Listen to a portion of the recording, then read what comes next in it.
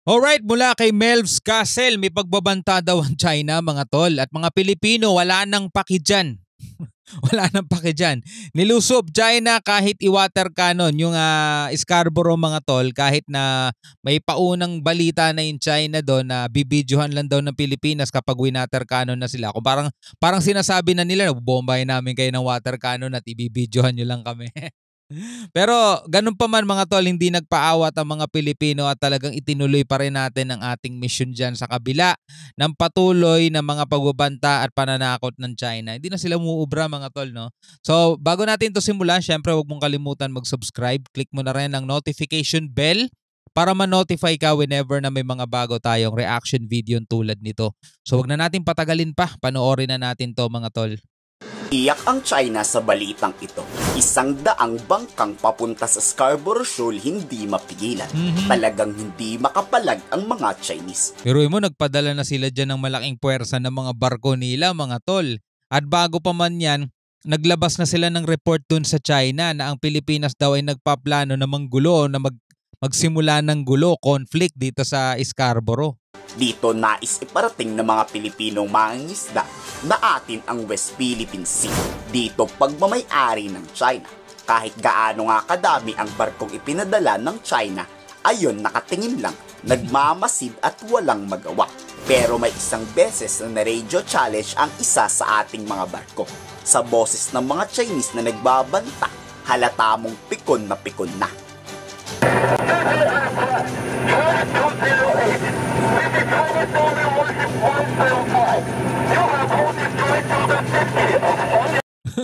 This is Chinese Navy Warship 105. Leave immediately or you will be responsible for all consequences. Ang tindi magbanta mga tol, no?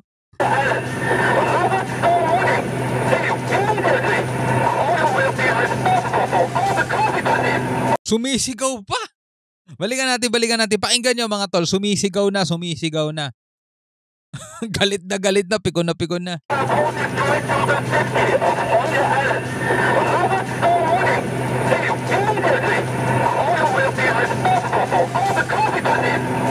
Kahit ang Chinese Foreign Ministry, galit na galit.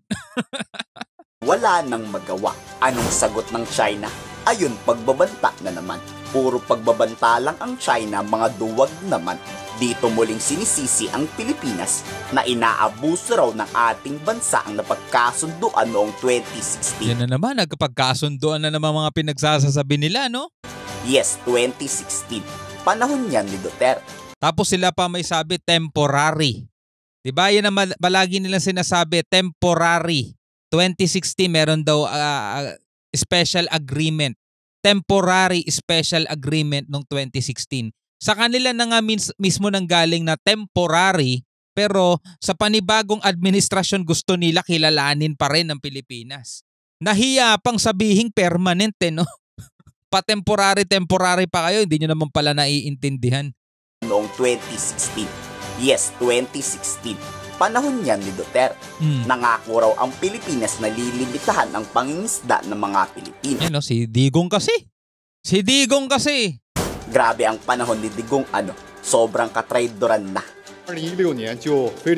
China made a goodwill arrangement in 2016 for Filipino fishermen to fish with a small number of small fishing boats. Goodwill arrangement daw noong 2016. Grabe makikipagkasundo ka sa isang bansa para sa karapatan mo, no? Tapos isusuko mo, papayag ka, nabibigyan ka lang ng maliit na bahagi dyan lang kayo mangisda.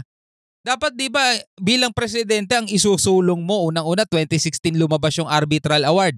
Dapat bilang isang matapang at kamay na bakal na pinuno, 'di ba? Dapat ipinus niya 'yun . Wala . Pumayag siya . 少量小型渔船在黄岩岛附近海域正常捕鱼活动，并进行管理和监督。 In accordance with law, if the Philippines abuses China's goodwill and infringes upon China's territorial sovereignty and jurisdiction. 如果非方滥用中方的善意， puro pagbabanta na naman niya. 侵犯中国领土主权和管辖权， We will defend our rights and take countermeasures in accordance with the law. Walang accordance with the law dyan. Mahiya kayo sa balat ninyo. Mahiya kayo sa kulay dilaw niyong balat.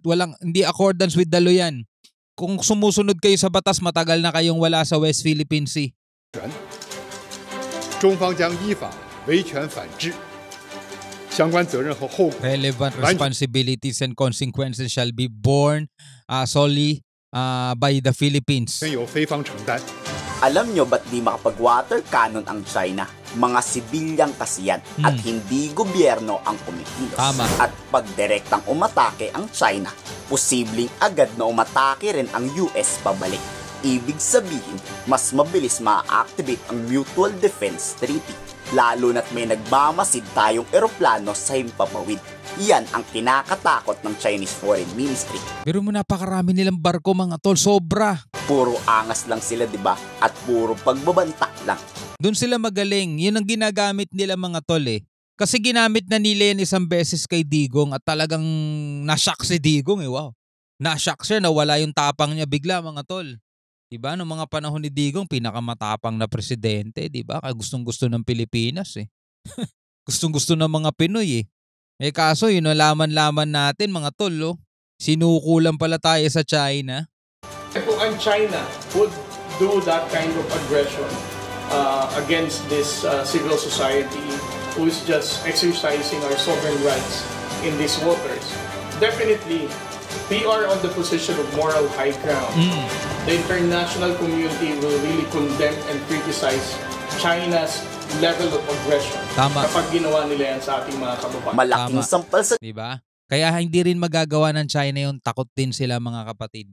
Na puro lang sila pananakot, puro lang sila paninindak, pagbabanta. Ilang naman ang alam nilang gawin mga tol eh. Kaya yung mga Pinoy din minsan wala na silang pakialam eh. Oh. Banta na banta, ganun naman yung China eh.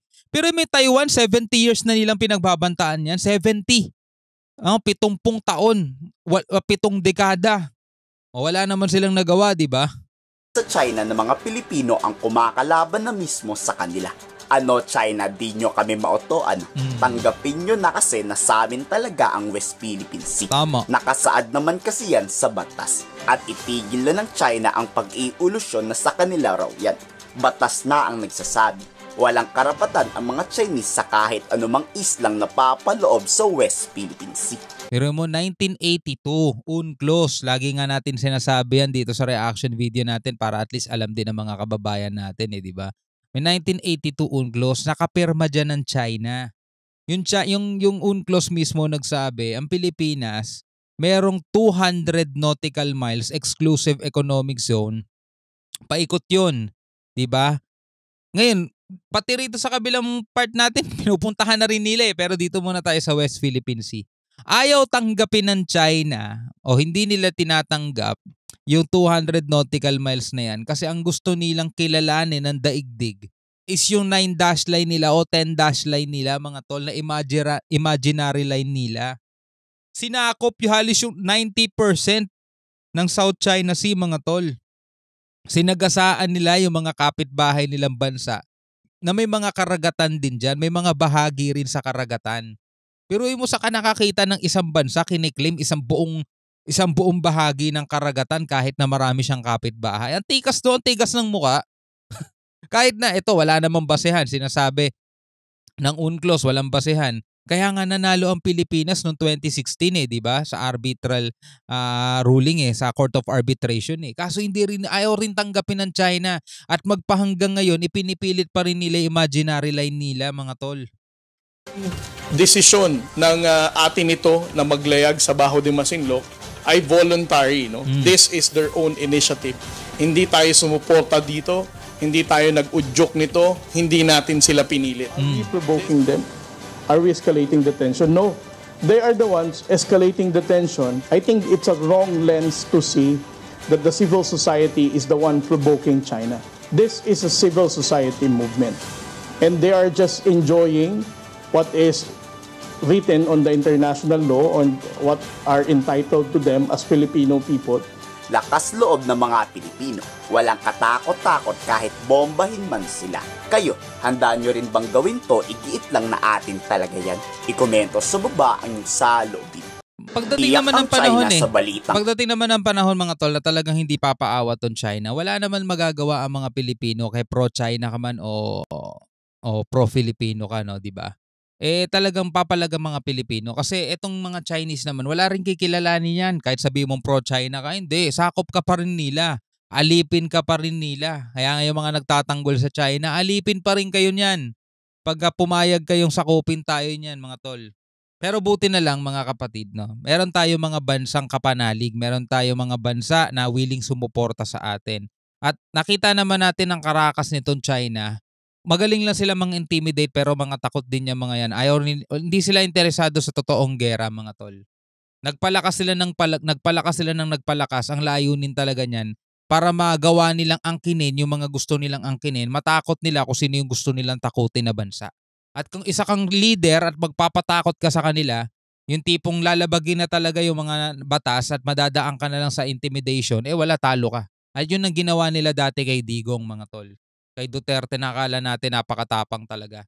Alright, so bilang isang Pilipino, ano masasabi mo rito? Comment ka na lang sa ibaba. Hanggang sa muli, ako nga pala si Shobaldi. Peace out.